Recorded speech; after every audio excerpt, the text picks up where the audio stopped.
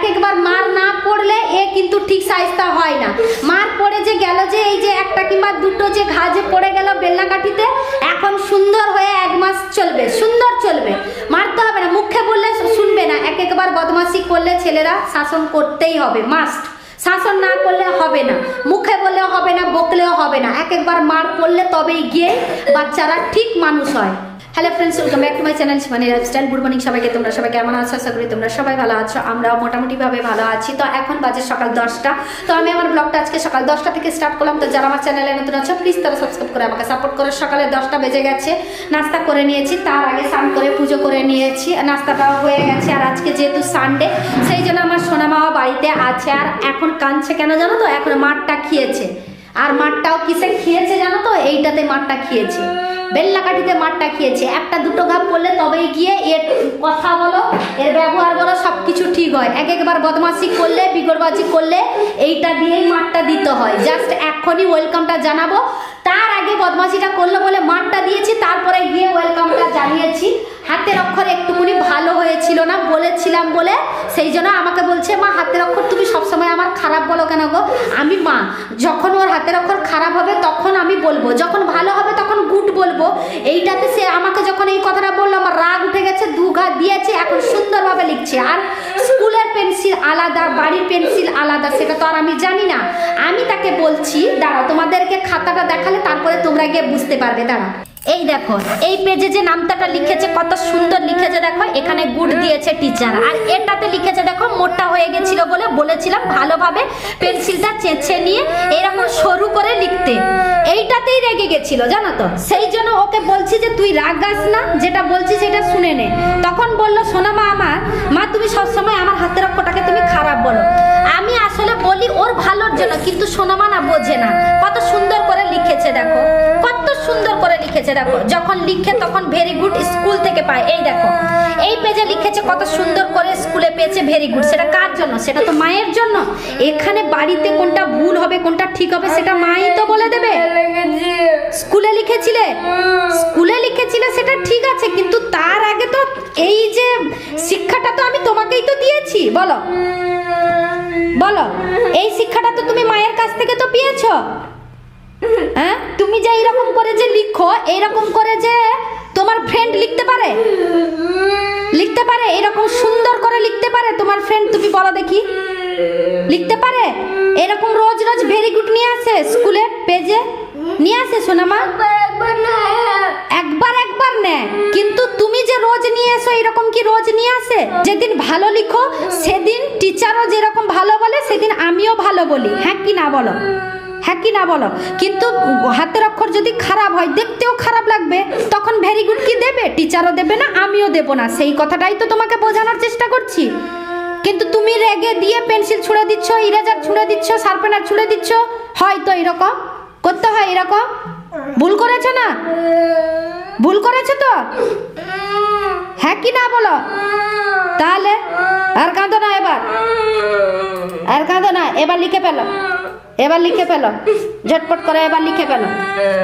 এবার লিখেছে দেখো কত সুন্দর লিখেছে দেখো। এবার তোমরাই দেখো কত সুন্দর লাগছে, এই লাইনটা কত সুন্দর লাগছে দেখো। এই লাইনটা মোটা লাগছে, এরকম লেখাও মোটা হয়েছিল, একবার মুছে দিয়ে ডবল আর একবার লেখা শুরু করেছে, না হলে পুরো এইরকম লেখা হয়েছিল। দেখতে ভালো লাগে? তোমরাই বলো। একটা খাতাতে লিখে দিলে দূর থেকে দেখলেও খুব ভালো লাগে দেখতে, কিন্তু যদি খারাপ লেখা হয় কাছে দেখলেও বোঝা যায় না। তোমরাই বলো কত সুন্দর এবার লাগছে। ভালোভাবে লিখলে, ভালোভাবে পড়াশোনা করলে সবাই গুড বলবে। এখন ছোট আছো, তুমি বুঝতে পারো না, যখন বড় হবে তখন বুঝতে পারবে। আমি তো এখন বুঝিয়ে তো বলছি, তুমি শুনবে না, তাহলে কি করবো বলো? মাঠটা ধরতে হবে, সেই জন্য বেলনাকাঠিতে 2 ঘা খেলো। তারপরে কত সুন্দর করে লিখছে, চোখে জল ফেলছে আর সুন্দর করে লিখছে, দেখেছ? এমনি আমার সোনামা ভালো, মানে সামনে বলছি বলে তোমরাও ভাববে না আর তুইও ভাববি না, ঠিক আছে? এমনি সোনামা আমার ভালো। এক একবার মার না পড়লে এ কিন্তু ঠিক সাইজটা হয় না। মার পড়ে যে গেল, যে এই যে একটা কিংবা দুটো যে ঘা যে পড়ে গেল বেলনাকাঠিতে, এখন সুন্দর হয়ে 1 মাস চলবে, সুন্দর চলবে। মারতে হবে না, মুখে বললে শুনবে না। এক একবার বদমাশি করলে ছেলেরা শাসন করতেই হবে, মাস্ট। শাসন না করলে হবে না, মুখে বললেও হবে না, বকলেও হবে না। এক একবার মার পড়লে তবেই গিয়ে বাচ্চারা ঠিক মানুষ হয়। তো এটাতে আর কান্নাকাটি করলে চলবে না। মার খেয়েছো, এবার সুন্দর করে লিখেছো, দেখতেও ভালো হয়েছে লেখাগুলো, আর সেই জন্য গুটও দিয়েছি। কালকে স্কুলে এই লেখাটাতে যদি তুমি গুট না পাও তাহলে আমাকে বলবে, টিচার অবশ্যই গুট দেবে। ভালোভাবে লিখলে কেন গুট দেবে না টিচার, তোমরাই বলো। আমিও এখানে যেরকম গুট দিই সেখানেও ভেরি গুড পেয়ে চলে আসবে স্কুল থেকে, তখন তো এসে তো খুশি হয়ে বলবে। কালকে স্কুল থেকে এসে, কালকে নতুন টিচার এসেছিলেন স্কুলে, জানো তো। তো নতুন টিচার আসার পরে স্কুলে 6টা ভেরি গুড পেয়েছে, গুড ভেরি গুড 6টা পেয়েছে। স্কুল থেকে এসে হাত পা না ধুয়ে বুক বের করে আমাকে দেখালো যে ভেরি গুড পেয়েছি মা দেখো। তাহলে শুনতে ভালো লাগে না, তোমরাই বলো। সেটা কার জন্য? সেটা আমার জন্যই তো। আমি যদি এখানে বলে দিই শোনো মা যা পারিস লিখে দে, তো লিখে দিয়ে দেখিয়ে দিবি, তো তাহলে সেটাতে কি গুড পাবে? কোনটা ঠিক কোনটা ভুল সেটা বড় আমি মা হয়ে তো ওকে বলে দিলে তো ও তো বুঝতে পারবে। তোমরাই বলো, তোমরাই বলো। আর এখন ছোট থেকে ওকে যদি গাইড আমি যদি না দেই, পাড়ার ছেলেদের মতো যদি হ্যাঁ যা পারিস লিখে যা, যা পারিস লিখে দিয়ে দেখিয়ে দিবি, স্কুলে যাবি যা, না করবি নেই, এরকম যদি করি তাহলে সোনামাটাকে কি আমার ভদ্র হবে নাকি ভালো হবে নাকি ভেরি গুড নিয়ে আসবে স্কুল থেকে? তোমরাই বলো। যেরকম শাসনও করতে হবে সেরকম তাকে আদরও করতে হবে, সেরকম তাকে ভালোবাসতে হবে, সেরকম তাকে বলে দিতে হবে কোনটা ভুল কোনটা ঠিক। সেটা তো এখন বুঝতে পারে না, বড় হলে সে ঠিক বুঝতে পারবে। এখন দুটো মার খেয়েছে বলে সেই জন্য কাঁদছে, বেশি মারিনি, একটা দুটো মেরেছি, একটা হাতে মেরেছি, একটা চতুরে মেরেছি, জানো তো, দুটো মেরেছি মাত্র, আর একটা তুলেছিলাম ওর কাঁদা রেখে রেখে দিয়েছি আমি, মাত্র দুটো মেরেছি। দুটো মারতে হয়ে যাবে এখন আরামসে 1 মাস কিংবা 2 মাস আরামসে ভদ্র হয়ে থাকবে। এরকম একবার ডোজ দিতে হয় আমাকে, জানো তো, ডোজ দিলে সে ঠিক কন্ট্রোলে থেকে যায়, জানো তো। আর কান্নাকাটি করলে চলবে না। এবার পড়াটা শুরু করো, আমি যাই রান্না করতে। আজকে যেহেতু সানডে জানো তো, সেই জন্য আজকে সকালবেলা রান্নাটা করিনি। মা আমি দুজনে সকালে নাস্তাতে মুড়ি খেয়ে নিয়েছিলাম, আর কারেন্ট ছিল বলে ভাতটা বসিয়ে দিয়েছিলাম, ভাতটা হয়ে গেছিল। তো আজকে রান্নাটা করব কি জানো তো, আজকে ফুলকপি আছে, ফুলকপির তরকারি আজকে রান্নাটা করব। অনেকগুলো ফুলকপি আছে জানো তো, বাড়িতেও অনেকগুলো ফুলকপি আছে। এই দেখো সবজির ডিগিতে অনেকগুলো ফুলকপি আছে, তাই ভাবলাম যে আজকে ফুলকপির ঝোলটা বানাবো, কারণ আমার সোনা মাও খেতে ভালোবাসে, আমিও খেতে ভালোবাসি। আর আজকে এই ফুলকপি ছেড়ে আর কোনো যে সবজি বানাবো সেরকম কোনো নেই, সেই জন্যই ভাবছি যে আজকে ফুলকপির ঝোলটা বানাবো। তো চলো ঝটপট করে ফুলকপি যখন হাতে নিয়ে নিয়েছি, এই দেখো ঝটপট করে কেটে নিয়ে ফুলকপির ঝোলটা বানাবো। সোনামা তুমি আর কাঁদো না, ঠিক আছে? আর ফুলকপি এখন তো সস্তা হয়ে গেছে জানো তো, অনেক সস্তা হয়ে গেছে। এমনি কর্ণাটকে ফুলকপি সবসময় পাওয়া যায় জানো তো, ফুলকপি বলো ওলকপি বলো সবসময় পাওয়া যায়, কিন্তু এখন বিশেষ করে সস্তা অনেক হয়ে গেছে। কারণ যাদের বাড়িতে বাগান আছে না তাদের বাড়ি থেকেই আমি ফুলকপিটা নিয়ে আসি জানো তো, সেই জন্য এত সস্তাতে আমি পাই জানো তো। আর এই এত বড় বড় ফুলকপি তো বাজারে গেলে কিন্তু 30 টাকা কেজি, 20 টাকা, 30 টাকা, 40 টাকা কেজিও মাস্ট পাবে। এর থেকে কম তোমরা কেউ পাবে না। 20 টাকা তো হবে না, 30 টাকা থেকে 40 টাকা কেজি হবে। কিন্তু আমি যে পাশের বাড়ি থেকে যে নিয়ে আসি না, মাত্র 10 টাকা, এত বড় বড় ফুলকপি মাত্র 10 টাকা। সেই জন্যই আমি ভাবলাম যে নিয়ে চলে আসি। আর যখন আমি ওদের বাড়িতে যাই জানো তো, 2-3টে করে আমি ফুলকপি নিয়ে চলে আসি। আর বাড়িতে তো ফ্রিজ থাকে, নষ্ট হওয়ার কোনো কথাই নয়। দেখো কত সুন্দর আছে দেখো, কিন্তু ফ্রিজে যে রেখেছি কতদিন হয়ে গেল জানো তো, প্রায় বলতে গেলে 1 সপ্তাহের মতো হয়ে গেছে, তবুও দেখো কত সুন্দর ফ্রেশ ফ্রেশ আছে, দেখেছো? সেই জন্যই আমি 2-3টা একসঙ্গে নিয়ে চলে আসি, এসে যখন দরকার তখন কিন্তু ফ্রিজ থেকে বের করে রান্নাটা করি। তো চলো তাহলে ঝটপট করে এবার ফুলকপি আর আলুটা কেটে নেবো, একটু বেশি করে রান্না করব।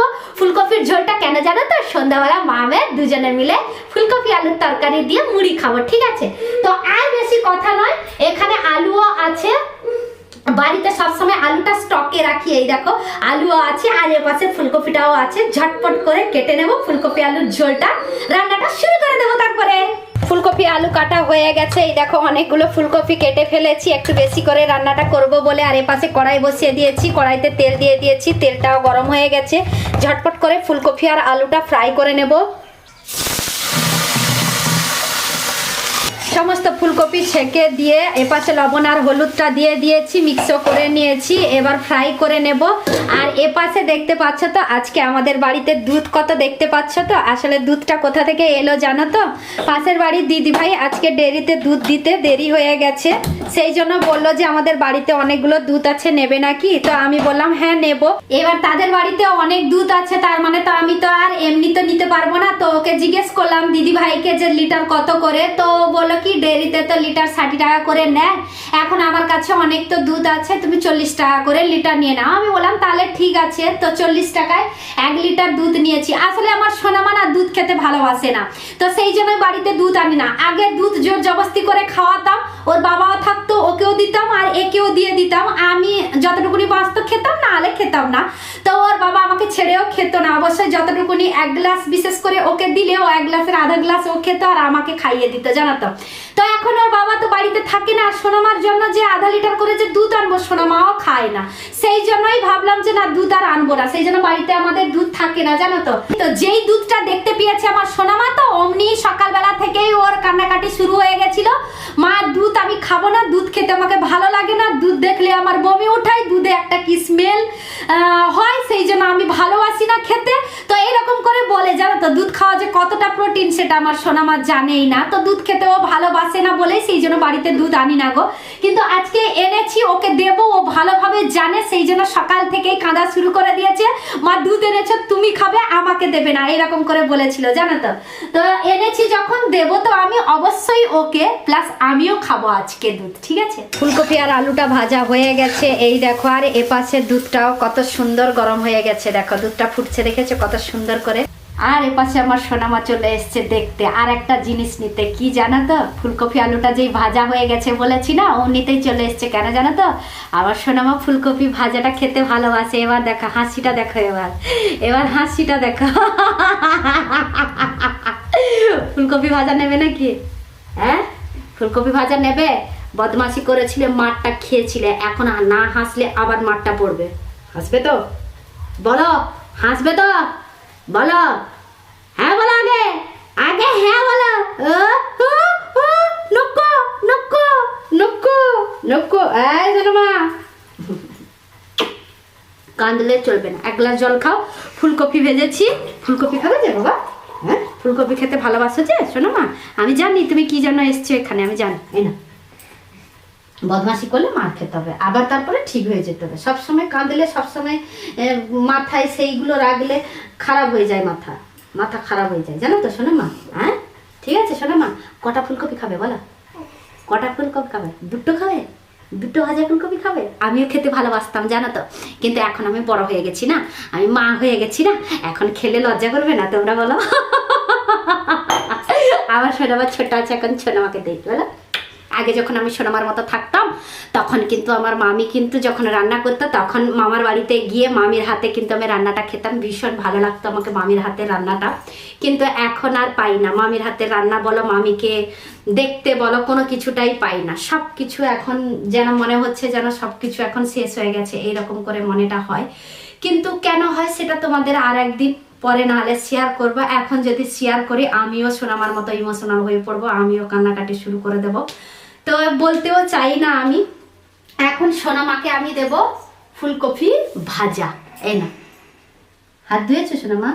হাত ধুয়েছি, তাহলে আমি খাই দেবো। আসো, আস্তে, গরম, অল্প অল্প করে নাও, অল্প অল্প করে নাও। দেখেছো আমার সোনামাটা না পুরো আমার মতো হয়েছে। আমি যেগুলো যেগুলো ভালোবাসি আমার সোনামাও ঠিক সেইগুলো ভালোবাসে। এই ফুলকপি ভাজা এইরকম কারা খেতে ভালোবাসে অবশ্যই কমেন্ট করে জানাবে। আমার সোনামাও ভালোবাসে, আমিও ভালোবাসি। আর হ্যাঁ, আর একটা কথা, আমার সোনামার মতো দুষ্টু মিষ্টি মেয়ে কাদের বাড়িতে আছে অবশ্যই কমেন্ট করে জানাবে, ঠিক আছে? কি হলো, আর একটা নেবে নাকি? আচ্ছা, ছাতি ব্যথা সেই জন্য হাত রেখেছি, সরি সোনামা, সরি সোনামা, আর একটা না।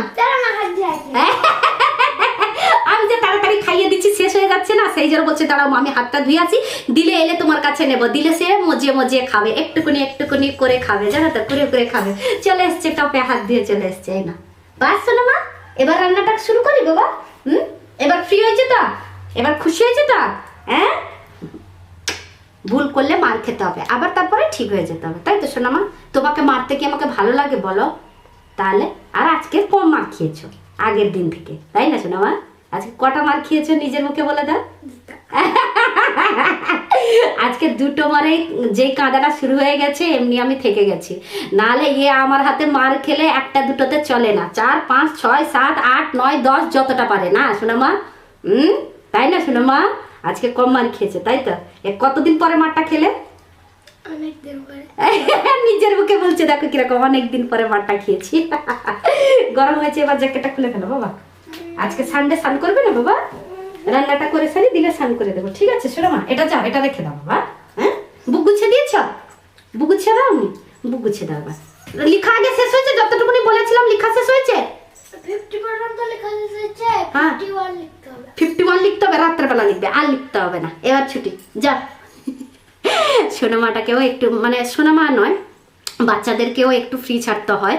তো সোনামাকে এখনই ফ্রিটা ছাড়লাম, একটু দেরি হয়ে গেছে আজকে, যেহেতু সানডে, পড়তে বসেছে দেরিতে, উঠেছে ও দেরিতে, সেই জন্য ওর মানে ওকে ছুটি করতেও আজকে দেরিটা করলাম। ফুলকপি আলুর ঝোল বানানো হয়ে গেছে। এই দেখো, উপরে একটু ধনেপাতা হলে ভালো হতো, বাট ধনেপাতা আজকে বাড়িতে নেই, সেই জন্য ধনেপাতা ছেড়েই আজকে ফুলকপি আলুর তরকারিটা বানাতে হলো।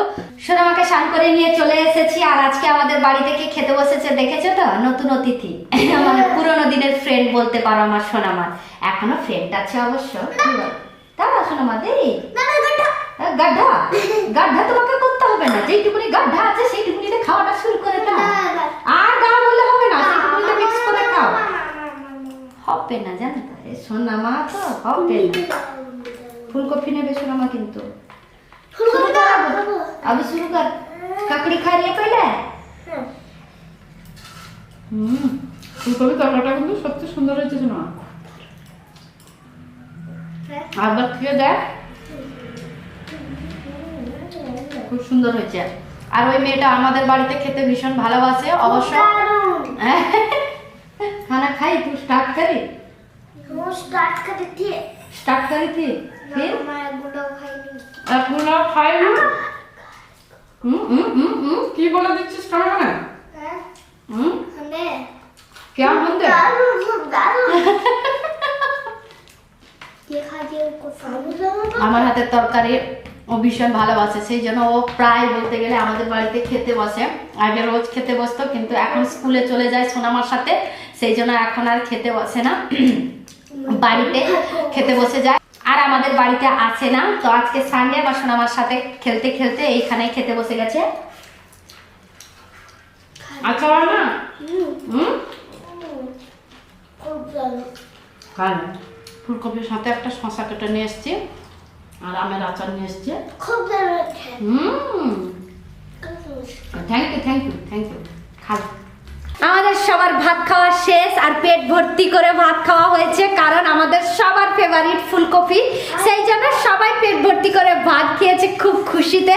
তো শুধু একটা কাজ এখন বাকি আছে, সেটা হলো বাসন মাজা। এই দেখো, বাসনটা ওখানে রেখে দিয়ে এসেছি, এখন মাজবো না, এখন ভিডিওটা ছাড়বো ইউটিউবে, তারপরে ফাঁকা হলে বাসনগুলো সমস্ত ধোবো। তো চলো তাহলে আজকের ব্লগটা এই পর্যন্ত। তোমাদের যদি ভালো লেগে থাকে তাহলে তোমরা লাইক করবে, কমেন্ট করবে, শেয়ার করবে, সাবস্ক্রাইব অবশ্যই করবে। যারা আমার চ্যানেলে নতুন আছে প্লিজ তারা সাবস্ক্রাইব করে আমাকে সাপোর্ট করো। সবাই ভালো থেকো, সুস্থ থেকো। আবার কালকে নতুন একটা ব্লগ নিয়ে তোমাদের সামনে চলে আসবো।